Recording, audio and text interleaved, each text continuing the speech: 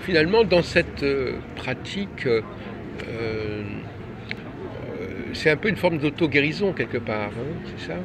Oui, dans le Parce qu'on sens. on raconte tous, tiens, tel, vous aviez, par exemple, vous avez des problèmes de vue qui sont été résolus, une autre personne était allergique, ça a été résolu, etc. Ouais, Donc on peut arranger cela en travaillant sur soi, comment vous diriez ça? oui. En fait, c'est avec cette philosophie que tout commence dans la conscience. Ok, donc quand il y a quelque chose qui ne fonctionne pas pour une personne dans son corps ou dans sa vie, la réaction habituelle pour la plupart des gens, c'est de mettre la responsabilité à l'extérieur, sur un virus, sur une personne. Par exemple, une personne va faire du ski, elle se casse la jambe, elle dit oh, bah, j'ai glissé, c'est pas de ma faute, ou c'est l'autre qui m'a rentré dedans, etc. Par exemple, dans la réalité médicale, ils disent que tel virus crée telle maladie, tel accident, crée telle blessure. Nous on dit oui, ça c'est vrai, mais seulement quand les conditions dans la conscience de la personne existent, le permettent. Parce que les virus, il y en a partout. Pourquoi cette personne attrape un virus et la personne à côté ne l'attrape Oui, pas? eh oui. La différence, c'est ce qui se passe dans la conscience de la personne. Et donc, c'est à cet endroit, dans la conscience à l'intérieur, qu'on peut aller. Par exemple, quand on travaille avec les chakras qui viennent de la tradition hindoue, la philosophie que Martin a créée, bon, il y a une partie qui vient de la tradition hindoue, il y a une partie qui vient du taoïsme, dans le sens de l'écoute de l'intuition, l'écoute de la voix intérieure. Et quand on regarde à l'intérieur, on peut trouver les tensions qu'il y a dans la conscience et la manière d'être qui est reliée aux symptômes, que ce soit un symptôme physique ou quelque chose qui ne marche pas dans la vie, et changer ça. Et ça va changer dans le corps ou dans la vie, dans la mesure où la personne s'autorise à croire que c'est possible. Okay. Oui. C'est-à-dire d'ouvrir sa conscience à la possibilité déjà du changement et de la guérison immédiate. C'est pour ça qu'on appelle ça aussi guérison et pas soin ou thérapie, parce que quand une personne vient nous voir pour une séance privée ou comme dans les séminaires, c'est que déjà le guérisseur aborde la guérison avec l'intention de guérir la personne maintenant et pas demain ou la semaine prochaine, et d'ouvrir la conscience de la personne en parlant avec elle avant la guérison à la possibilité de la guérison immédiate. Et ensuite, on va voir est-ce que la guérison est totale ou partielle. Et donc, en sachant qu'on travaille au niveau le plus profond de la conscience, l'énergie de guérison traverse les différents niveaux de la conscience pour une manifestation totale de la guérison dans la réalité physique. Et ça peut prendre un certain temps. On peut se situer entre 3 et 15 jours après la guérison. Mais moi, ce qui m'a surpris dans ce que vous disiez aujourd'hui et hier, c'est que vous captez des choses chez la personne. Et ça, c'est assez mystérieux. Hein. Vous lisez des choses en elle, peut-être même son aura, ses chakras, et ça demande quand même des capacités, des qualités particulières du praticien. Est-ce que M. Brofman, lui, il partait de cette idée qu'il fallait quand même avoir un potentiel pour pouvoir exercer? Non, Ou est-ce que ça se développe On travaille avec l'idée que tout le monde est guérisseur, parce que tout le monde est capable de sentir l'énergie. C'est ce qu'on apprend aux gens dans les stages. Tout le monde sent l'énergie. Tout le monde sans l'énergie. Sent l'énergie dans les mains, oui. sentir. Il sent l'énergie. La dirige avec la conscience vers elle-même ou vers les autres à l'extérieur, est capable de voir cette énergie. Et en fait, dépendant de la personne sur laquelle on travaille, certaines personnes sont très ouvertes. Et quand on regarde à l'intérieur, on peut voir tout de suite les couleurs des chakras. Vous comprenez que quand on vous écoute de regarder à l'intérieur, ça peut surprendre. Oui, bien sûr, parce que les gens sont éduqués d'une manière à regarder à l'extérieur et faire confiance à ce qu'ils voient et ce qu'ils touchent. Ici, c'est quelque chose de subjectif. Et donc, on doit valider la subjectivité des expériences qu'on a dans la conscience, dans la réalité physique. Comment on fait ça? Par exemple, le guérisseur va faire une guérison et trouve certaines couleurs dans les chakras, les change pour remettre la couleur qui est en harmonie, et après va communiquer à la personne, après la guérison, ce qu'elle a vu, ce qu'elle a fait et ce que cela signifie pour le guérisseur. Et quand le guérisseur a des perceptions justes et a fait un feedback juste, la personne dit oui, ça me parle. Voilà, alors là, on peut valider des perceptions subjectives dans la réalité physique. Oui. Non, mais ça paraît très cohérent à la fois.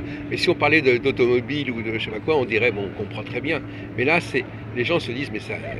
C'est sur un plan qui m'échappe. Oui, alors qu'en fait c'est quelque chose de très simple parce que... Regarder à l'intérieur, c'est presque... On regarde à l'intérieur de l'autre personne en quelque sorte. Oui, mais on peut regarder à l'intérieur. Parce qu'à la limite, regarder à l'intérieur de soi, les gens comprennent un petit peu. Ouais. Regarder à l'intérieur de l'autre, C'est la même ça chose parce surprend. qu'on ne guérit pas un corps physique, on guérit un système Oui, énergétique. bah Et oui. donc on travaille avec son imagination. C'est logique, c'est parfaitement logique, mais Ouais. c'est logique, ça va de soi, mais en même temps, on se dit, mais comment on y arrive? C'est Eh ben, il faut faire l'expérience pour voilà, voir que c'est facile. Et en fait, c'est réapprendre à avoir la conscience d'un enfant. Parce qu'un voilà. enfant, Eh oui, quand il joue, il doit y arriver. par exemple une petite fille, quand Mm. elle est princesse, elle s'imagine Oui, être une princesse, oui, etc. oui, Ou le petit garçon, il est Zorro, etc. Et il est totalement dans le film. oui, bien Et sûr. l'adulte, bon, c'est d'utiliser les jouets Oui, qu'on leur présente et de jouer avec ça dans leur conscience Mm. et d'apprendre à faire confiance à ces parties subjectives. Oui, d'accord. C'est effectivement, c'est peut-être qu'une chose qui a été perdue, un contact Oui, une capacité qu'on ne maîtrise plus, qu'il faut redécouvrir, qu'il faut reconquérir. C'est pas moi qui l'ai dit, il y a déjà un autre guérisseur qui marchait sur la planète il y a 2000 ans qui l'a dit, c'est redevenez des enfants. Et Oui, oui. d'accord. Et en fait, c'est réapprendre à faire confiance à sa créativité, à son imagination, à faire confiance à des expériences subjectives. Et c'est pas parce que c'est juste subjectif et de l'imagination que c'est irréel en fait. Alors C'est justement, aussi réel. je commençais tout à l'heure par l'idée d'auto-guérison, mais c'est aussi vous, le praticien, qui aidez à la guérison, quelque part. Mais en fait, ça dépend du niveau de la conscience à partir duquel on regarde l'expérience. Si on prend les 7 chakras principaux, c'est comme 7 chaînes sur notre écran de télévision personnel. Ouais. On va regarder un petit peu. Et donc, si on regarde par exemple l'expérience du niveau de l'esprit, ce que la psychologie occidentale appelle l'inconscient ou le conscient, ou le subconscient, ici on l'appelle l'esprit.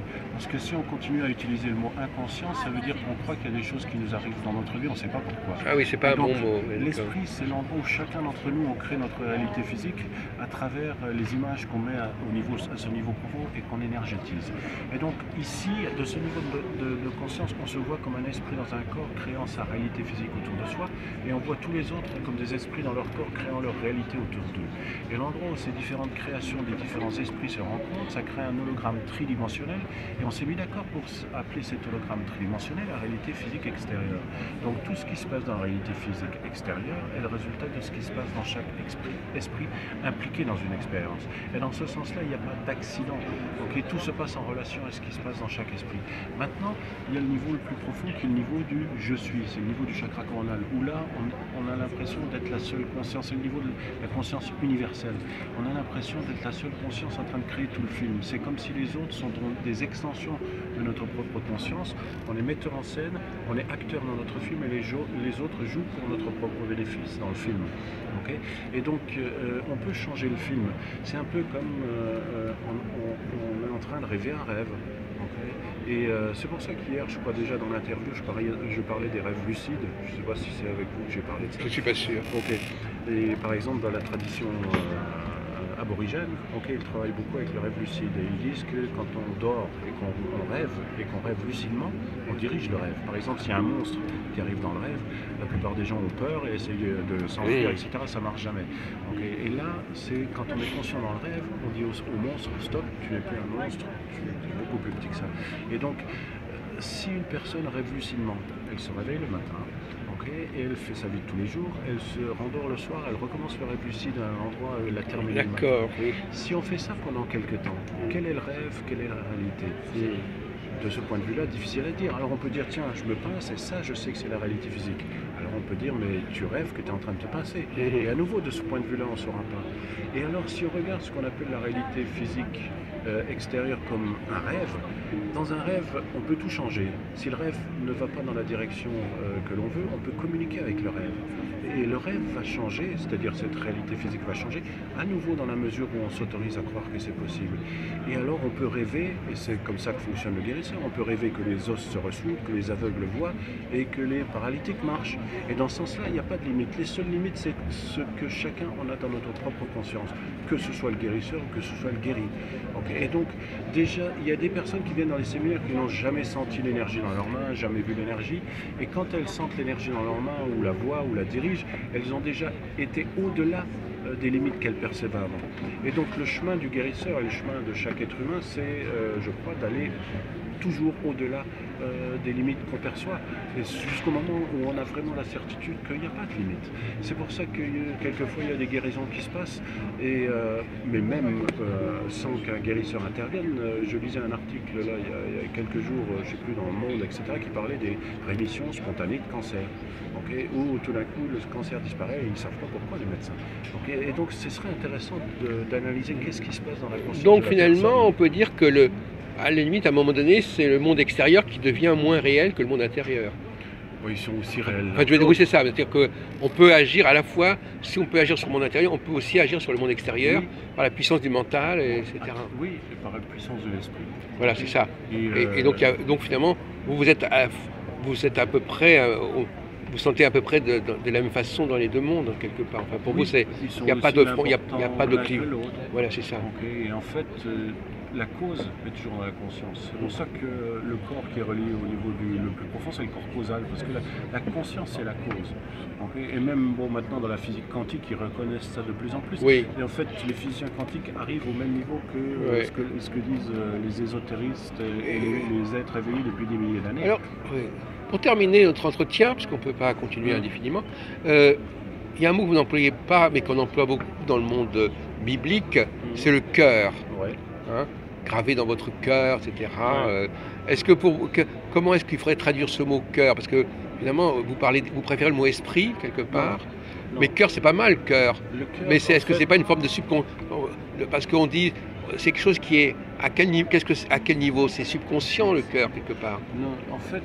Comment vous comprenez ce mot cœur parce que vous avez fait une référence tout à l'heure au Christ. Ouais, parce que le cœur, en fait, c'est le chakra du cœur, et c'est un passage obligé pour faire l'expérience des niveaux plus profonds de la conscience.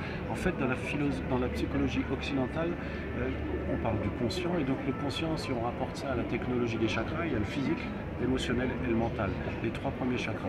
Et ensuite, au niveau physique, il y a une barrière, c'est le diaphragme. Et au niveau de l'évolution spirituelle, par exemple, Gurdjieff parlait de 2 points chocs dans l'évolution de la conscience humaine. Et le premier point choc, c'est entre le chakra du plexus solaire et le chakra du cœur. Parce qu'on peut harmoniser les chakras aussi par les notes de musique. Et il y a un demi-ton entre... Justement, il y a des musiques là. Oui. Ouais, il y a un demi-ton entre le chakra du plexus solaire et le chakra du cœur. Et ça, c'est un point spécifique. C'est un changement de registre dans l'évolution de la conscience humaine. Parce que peu de gens font l'expérience du cœur. Les gens, la plupart du temps, vivent dans les 3 premiers niveaux de conscience. Et quand les gens disent « je t'aime », c'est toujours avec des conditions. Et ça, c'est pas le niveau de conscience du chakra du cœur. L'amour inconditionnel, on parle aussi. Oui, et donc, l'amour inconditionnel, ça, c'est le chakra du cœur. Oui. L'acceptation, c'est le chakra du cœur. La compassion, c'est le chakra du cœur. Et donc, c'est d'amener les gens à faire... C'est pour ça que, par exemple, il y a des pancartes là marquées « Free Hugs », parce que les gens savent pas ce que c'est. Les gens, le câlin. On se prend dans les bras, on se tape dans le dos. C'est pas ça. Non. C'est mettre le cœur contre le cœur de l'autre personne et sentir l'échange d'amour et d'énergie. Et si une personne est fermée, il n'y a pas besoin de forcer le passage. C'est soi-même s'ouvrir plus, et à ce moment-là, l'autre peut rentrer en nous et va s'ouvrir. Et là, il y a une connexion. Et là, on commence à avoir des points de référence par rapport à l'état de conscience du chakra du cœur. Et là, ensuite, ça permet de faire l'expérience du niveau plus profond de conscience. Et alors, la musique, ça joue un rôle aussi Oui, on utilise dans parler d'harmonisation, ce qu'on appelle le nada yoga, ce qui est le yoga du son. Et donc, le nada yoga, c'est une science, c'est l'ancienne science des pouvoirs guérisseurs des vibrations de la musique. Et c'est étudié depuis des milliers d'années, où les maîtres de Nada Yoga ont remarqué qu'en jouant un son spécifique pendant un certain temps, ça a un effet sur la conscience humaine, libérant les tensions. Et donc, dans les séminaires, on utilise ce Nada Yoga en combinaison avec et qu'est-ce qui produit cette musique?